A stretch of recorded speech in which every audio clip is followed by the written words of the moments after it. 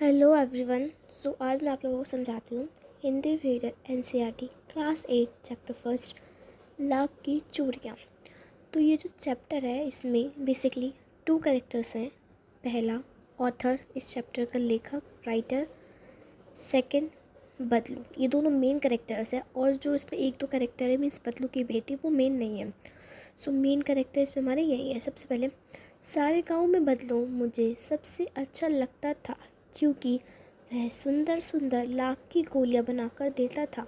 तो ये जो लाइन है ये ऑथर बोल रहा है कि पूरे गांव में जो बदलू था वो लाख की चूड़ियाँ बनाने वाला था।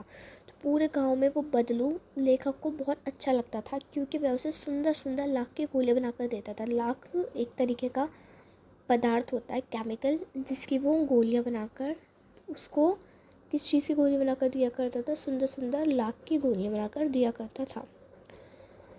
मुझे अपने मामा के गाँव जाने का सबसे बड़ा चाव यही था कि जब मैं वहाँ से लौटता तो मेरे पास ढेर सारी रंग बिरंगी गोलियाँ होती जो किसी भी बच्चे का मन मोह ले। तो फिर वो लेखक बोला कि लेखक जो है अपने मामा के गाँव जाता था, उसके मामा के गाँव में ही बदलू रहता था।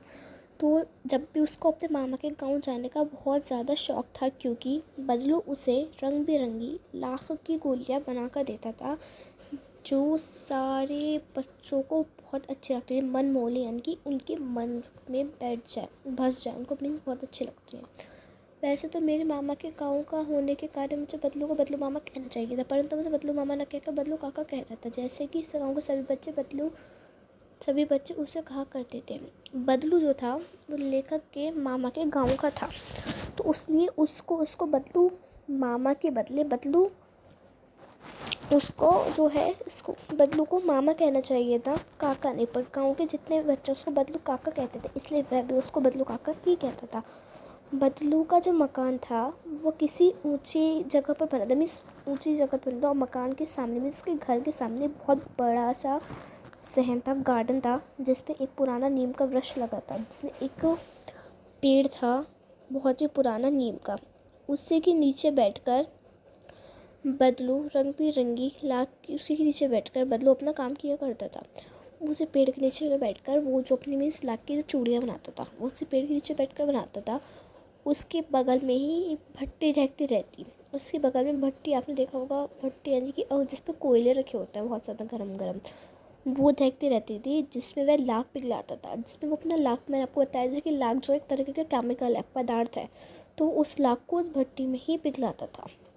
सामने एक लकड़ी की चौखट पर पड़ी रहती जिस पर लाख के मुलायम होने पर वह उसे सलाख के समान पतला कर चूड़ा कर देता था।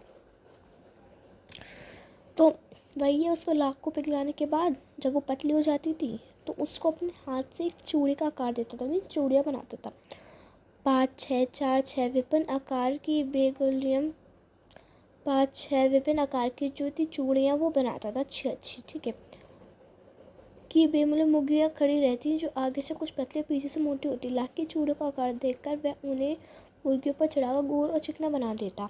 जैसे वो लाख की चूड़ियों की शेप देखता कि मीन्स ये कुछ टेढ़ी हैं वैसी हैं, तो वो उसको उस पर मुर्गियों पर चढ़ाकर उसको गोल और चिकना बना देता। तब एक एक करके पूरे हाथ की चूड़ियाँ बना चुकने के पश्चात वह उन पर रंग करता। जब सारे हाथ की चूड़ियाँ बन जाती थी तो फिर वो उसको कलर करता जिससे वो और भी ज़्यादा प्यारी लगे। फिर बदलू ये कार्य सदा ही एक मच्छी पर बैठकर किया करता था। ये जितना भी काम था वो एक मच्छिया पर बैठ के काम करना। मच्छिया मीन्स एक टाइप का आप कह सकते हो गोल मुट्ठीदार लकड़ी जो बैठने के काम में आते हैं, इस पर आप बैठते हो। वो बहुत ज़्यादा पुरानी थी, बगल में ही उसका हुक्का रखा था, बगल में भी हुक्का रखा रहता, वो हुक्का पीता जैसे वो बीच में पीता रहता। गांव में मेरा दोपहर के समय अधिकतर बदलू के पास पीता। फिर जो राइटर था उसका जो मेन समय था वो दोपहर में बदलू के साथ ही बीतता था।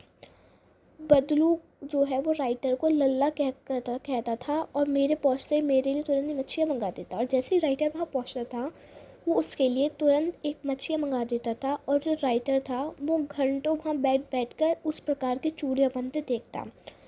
तो लगभग रोज़ ही वह 4-6 चूड़ियाँ बनाता। रोज़ वो 4-6 जोड़े चूड़ियाँ बनाता, मीन जोड़े, एक हाथ का 2 हाथ का, इस तरीके से। जब पूरा जोड़ा बना लेता था वह उसे बेलन पर चढ़ाकर क्वेश्चन चुपचाप देखता रहता, मानो वह बेलन न होकर किसी नववधु की कलाई हो। वो क्या करता था, जब उसके चूड़ियाँ बन जाते थे तो उसको वो बेलन पे चढ़ा के उस बेलन को किसी नर या वधू की कलाई मानकर उसको घंटों तक देखता रहता था। बदलू मनिहार था। मनिहार मीन्स चूड़ी बनाने वाला। बदलू चूड़ी बनाने वाला था। चूड़ी बनाना उसका पैतृक पेशा था, उसका रोज़ का पेशा था। और वास्तव में बहुत ही अच्छी अच्छी सुंदर चूड़ियाँ बनाता था। उसकी बनाई हुई जो चूड़ियाँ, उसकी खपत यानी कि बिक्री भी बहुत ज़्यादा थी। उसके गांव में सभी स्त्रियाँ उसकी बनाई चूड़ियाँ ही पहनती थीं। आसपास के गांव में भी लोग उसी की चूड़ी पहनते थे। परंतु वो जो चूड़ियाँ थी वो कभी भी पैसों से नहीं बेचता था। वो मतलब वो उसका जो तरीका था वो वस्तु विनिमय का था, जो अब तो यूज़ नहीं होता, बट पहले होता था। वस्तु विनिमय मीन्स अनाज के बदले या फिर किसी और चीज़ के बदले कुछ और सामान खरीदना, एक चीज़ दे के दूसरी चीज़ लेना। तो वह अनाज के बदले उससे सब लोग चूड़ियाँ लेके जाते थे। बदलू स्वभाव से बहुत सीधा था। वो कभी भी किसी से झगड़ता नहीं था। लेखक ने भी उसे कभी किसी से झगड़ता नहीं देखा। पर शादी विवाह के अवसरों पर वो ज़िद पकड़ लेता था। वह अपने जो वो चूड़ा बनाता था उसके वो पैसे मांगता था। उसे मुफ्त चूड़ियाँ ले जाए, परंतु विवाह के अवसर पर सारी कसर निकाल लेता था। आखिर सुहाग के जोड़ों का महत्व ही कुछ और, तो सुहाग के जोड़ों का महत्व कुछ और होता, इसलिए वो सारी कसर निकाल लेता था। मुझे याद है मेरे मामा के यहाँ लड़की के विवाह पर ज़रा सी किसी बात पर बिगड़ गया और फिर उसको मनाने में लोहे लग गए थे। तो लेखक बता रहा है उसके उसके मामा के यहाँ किसी लड़की के विवाह पर लेखक जो बदलू जो किसी बात पर बिगड़ गया था, तो उसको मनाने में लोहे लग गए। विवाह के इस जोड़े का मूल्य इतना बढ़ जाता है कि उसके लिए उसकी घरवाली के वो जो विवाह का जोड़ा जो बना के देता है उसके बदले उसके घर वालों को वस्त्र मिले, ढेर अनाज मिलता, उसे अपने लिए पगड़ी मिलती और रुपए जो मिलते सो और पैसे भी मिलते थे। यदि संसार में बदलू किसी बात से चिढ़ थी तो वह थी कांच की चूड़ी। अगर किसी में इस पूरी वर्ल्ड में अगर बदलू को किसी भी बात से चिढ़ थी, वो किस चीज़ से थी? कांच की चूड़ियाँ, जो आज के ज़माने में सब पहनते हैं। मीन्स आज तो लोग इसकी लाख की चूड़ियाँ बहुत ही कम लोग पहनते होंगे, ज़्यादातर कांच की चूड़ियाँ ही पहनते हैं। अगर वो अपने गाँव की किसी भी स्त्री के हाथ में कांच की चूड़ियाँ देखता तो वो कुर्ता कुर्ता यानी कि उस अंदर ही अंदर बहुत ज़्यादा बुरा लगता, और वह उनके मुँह पे उन्हें दो चार बातें सुना भी देता था। वो फिर बदलू जो है लेखक से तो घंटों बात किया करता था। कभी उसकी पढ़ाई के बारे में पूछता, कभी उसके घर के बारे में, कभी शहर के जीवन के बारे में। फिर जो लेखक था वो बदलू से कहता कि शहर में तो सब कांच की चूड़ियाँ पहनते हैं। तो बदलू ने क्या बोला कि शहर की बात और है लल्ला, वहाँ तो सब कुछ होता है। वहाँ तो औरतें अपने मर्द का हाथ पकड़कर सड़कों पर घूमती हुई और फिर उनकी कलाइयाँ नाजुक होती है ना, लाख की चूड़ियाँ पहने तो मोच ना आ जाए। तो वो बोला कि शहर है, वो तो शहर है, वहाँ तो हर चीज़ होती है।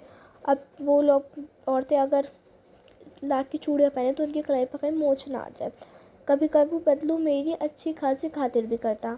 बदलू उसकी लेखक की बहुत अच्छी अच्छी खातिर भी करता था। जिन दिनों उसकी गाय के दूध होता वह सदा मेरे लिए मलाई बचा कर आता। आम की फसल में तो मैं रोज़ उसके यहाँ से दो चार आम खा जाता। बदलू वो बता रहा है लेखा कि जब वो बदलू के चाहता तो वो उसकी बहुत अच्छे से खातिर करता था। जब उसकी गाय दूध देती थी तो वो लेखक को हमेशा मलाई खिलाता, उसके लिए आम भी रखता, उसे आम भी खिलाता। परंतु इन सब बातों के अतिरिक्त जिस कारण वह मुझे अच्छा लगता था वह था लगभग रोज़ ही वह मेरे लिए एक दो गोलियाँ बना देता। अब इन सारी बातों को हटा के आज जब वो लेखक को वो इसलिए भी अच्छा लगता कि वो रोज़ उसको एक या दो रंग बिरंगी गोलियाँ बनाकर देता, किसकी? लाख की।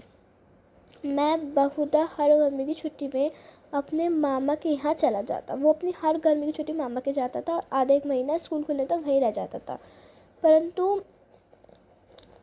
परंतु 2-3 बार ही मैं अपने मामा के यहाँ गया होऊंगा, तभी मेरे पिता की दूर शहर में बदली हो गई। लंबे बस्ते में अपने मामा के गाँव ना जा सका।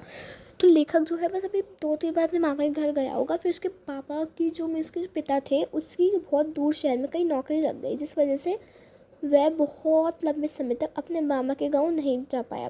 फिर 8-10 साल के बाद जब वह वहाँ गया तो वो इतना बड़ा हो गया था कि उसकी लाख की गोलियाँ में रुचि नहीं थी, कोई इच्छा नहीं थी, कोई मतलब दिल नहीं रह गया था।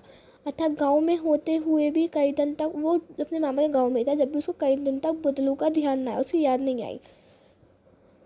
इस बीच मैंने देखा कि गांव में लगभग सभी स्त्रियाँ कांच की चूड़ियाँ पहनी। फिर उसने देखा कि गांव में जितनी भी स्त्रियाँ हैं सब कांच की चूड़ियाँ पहनी हुई हैं बिरले हाथों में। फिर उसने पहले तो इस सब में लाख की चूड़ियाँ देखी थी, अब वो कांच की चूड़ियाँ पहनी हुई है। तो फिर उसको एकदम से एक दिन उसका बदलू का ध्यान आया। बात यह हुई कि बरसात में मामा छोटी लड़की आंगन में फिसल कर गिर पड़ी। फिर क्या हुआ कि बरसात में उसके मामा की लड़की थी छोटी, वो आंगन में फिसल गिर गई और उसके हाथ की कांच की चूड़ी उसकी कलाई में घुस गई और खून बहने लगा। फिर उसके मामा उस समय पर घर पर ना थे, तो उसने ही लेखक ने उसकी मरहम पट्टी करी।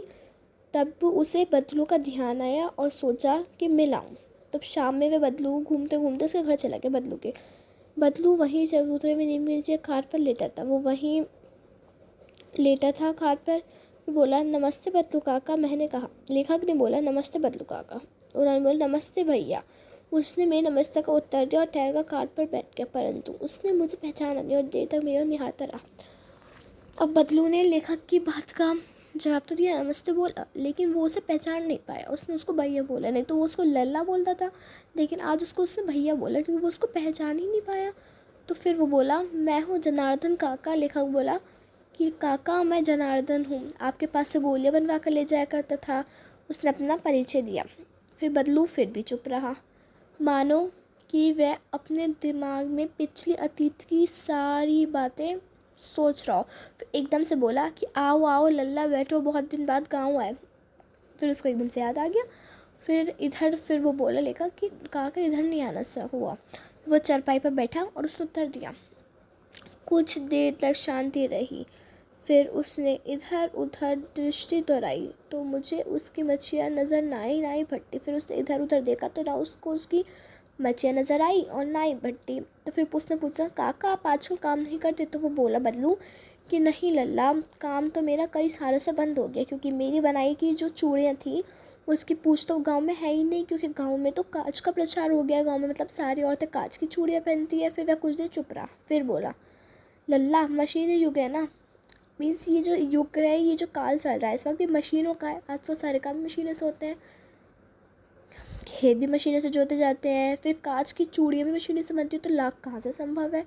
लेकिन कांच बड़ा खतरनाक होता है, बड़ी जल्दी टूट जाता है। वो बोला कि कांच बहुत खतरनाक होता है, बड़ी जल्दी टूट जाता है। लेखक तो बदलू होता है नाजुक तो फिर भी होता है लल्ला, कहते कहते उसे खांसी आ गई और वह देर तक खांसता रहा।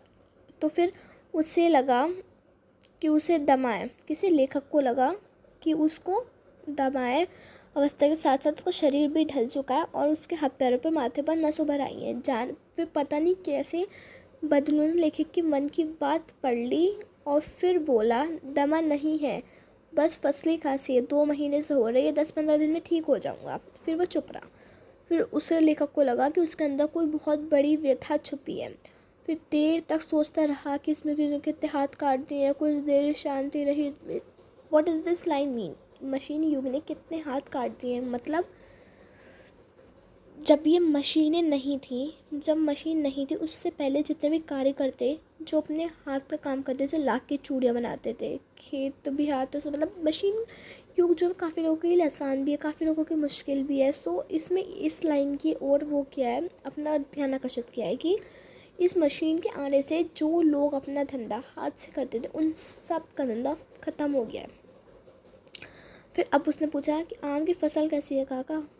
कुछ देर बाद मैंने विषय बदलते हुए पूछा। फिर बोला, अच्छी है लल्ला, बहुत अच्छी है। उस लेकर उत्तर दिया और अंदर अपनी बेटी को आवाज़ दी। फिर उसने अपनी बेटी को आवाज़ दी। उसकी बेटी का नाम था रज्जू। रज्जू से कहा कि लल्ला के लिए आम तो ले आ। फिर मेरी और मुखातिब होकर बोला, माफ़ करना लल्ला, तुम्हें आम खिलाना तो भूल गया। तो फिर उसने कहा, नहीं नहीं काका, आम तो इस साल बहुत खाए हैं, बिना आम खाए। फिर वो बोला, मैं तुम्हें बिना आम खिलाए कैसे जाने दूँगी, उसको बचपन में भी खिलाता था। तो वो चुप हो गया। फिर उसको याद आया कि वो मेली मछली भी बचा कर रखता था। फिर उसने पूछा, गाय तो अच्छी है ना काका? तो उसने कहा, गाय कहाँ लल्ला, गाय तो 2 साल पहले मैंने बेच दी थी। गाय को कहाँ से खिलाता जब उसके पास पैसे ही नहीं थे। तो इतने में रज्जो, उसकी बेटी, अंदर से एक डलिया में ढेर सारे आम ले आई। तो फिर वो बोला, लेगा ये तो बहुत ज़्यादा, इतने में कैसे खा पाऊँगा? फिर बोला वो, वाह वाह, हंस पड़ा, शहरी ठहरे ना, मैं तुम्हारा उम्र का था तो इससे चौगुना आम खाता था। फिर बोला उससे लेखक से कि तुम तो शहर के हो ना, पर मैं जब तुम्हारी उम्र का था तो मैं इससे चौगुना, इससे मतलब 4 टाइम एक्स्ट्रा आम खाता था। आप लोग की बात और है, मैंने उत्तर दिया। अच्छा बेटी, लल्ला को 4-5 आम छाट कर दो, सिंदूरी वाले देना। देखो लल्ला कैसे हैं, इस साल यह पेड़ तैयार हुआ है। तो उसने अपनी बेटी रज्जू से बोला कि लल्ला को 4-5 बहुत अच्छे से सिंदूरी वाले आम छाट कर दो। फिर उसने लल्ला से पूछा कि इस बार कैसे आम है, इस बार ये वाला पेड़ तैयार हुआ है। तो रज्जू ने 4-5 अंगजूली में लेकर मेरी ओर बढ़ा दी। उसने आम उसको दे दिए। आम लेने के बाद मैंने हाथ बढ़ाया तो मेरी निगाह एक क्षण के लिए उसके हाथों पर टिटक गई। जैसे उसने हाथ बढ़ाया तो उसकी जो निगाह थी उसके हाथों पर टिक गई। उसने देखा कि उसकी जो गोरे गोरे कलाई हैं उस पर लाख की चूड़ियाँ बहुत ही अच्छी लग रही थी, फब लग रही थी, अच्छी लग रही थी। फिर बदलू ने मेरी दृष्टि देख ली, बदलू ने उसकी मेरी दृष्टि, उसकी आंखें देख ली और फिर बोला, यही आखिरी जोड़ा मैंने बनाया था ज़मींदार साहब की बेटी की विवाह पर। 10 आने पैसे मुझे दे रहे थे, मैंने जोड़ा नहीं दिया, कहा शहर से ले आ। मैंने आम ले लिए, खाकर थोड़ी देर पश्चात चला आया। फिर उसने आम ले लिया और उसको खाकर अपने घर चला आया। पर उसे बहुत ज़्यादा खुशी हुई कि बदलू ने हार कर भी हार नहीं मानी। उसकी व्यथा कांच की चूड़ियाँ जैसी नाठी के सन से टूट जाए। उसे इतनी बहुत ज़्यादा खुशी हुई कि बदलू ने कभी भी हार नहीं मानी और उसका जो व्यक्तित्व था वो इतना भी नाजुक नहीं था कि कांच को जीरो की तरह आसानी से टूट जाए। इस चैप्टर से मीन्स इन्होंने यही एक्सप्लेन किया है कि उसने बदलू ने लास्ट तक भी हार नहीं मानी है। तो अगर आपको ये पसंद आई ये वीडियो तो प्लीज़ लाइक शेयर सब्सक्राइब करना। मैं और भी ऐसे अच्छी वीडियोस आपके लिए एक्सप्लेनेशन के तैयार करूँगी और जो चैप्टर्स आपको चाहिए एक्सप्लेनेशन आप मुझे बता सकते हैं कमेंट्स में। Thank you.